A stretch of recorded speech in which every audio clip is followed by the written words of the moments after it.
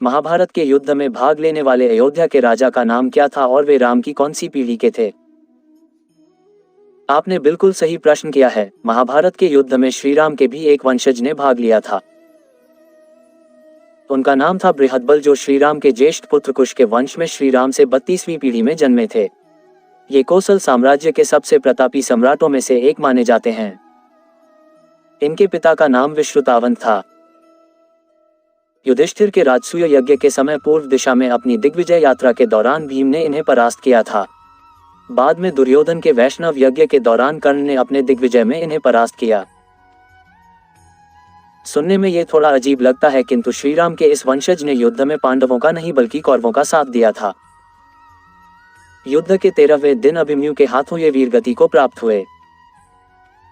उनकी मृत्यु के पश्चात उनके पुत्र बृहत्क्षण ने कौशल राज्य की गद्दी संभाली।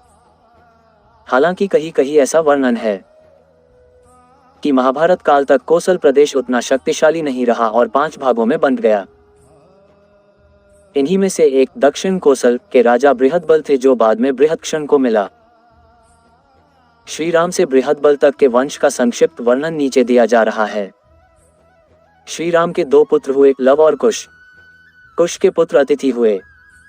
अतिथि के पुत्र का नाम निषद था। निषद के पुत्र नल हुए।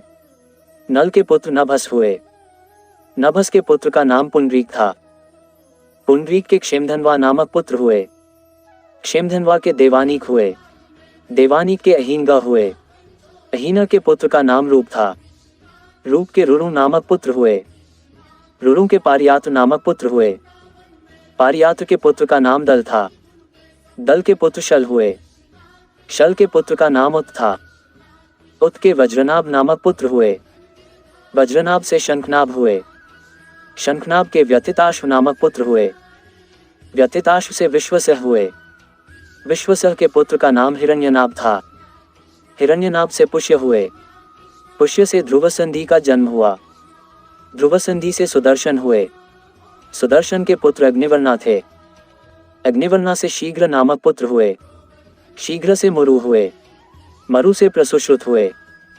प्रसुश्रुत के पुत्र का नाम सुगंधि था। सुगवि से अमर्ष नामक पुत्र हुए। अमर्ष से महास्वन हुए। महास्वन से विश्रुतावंत हुए।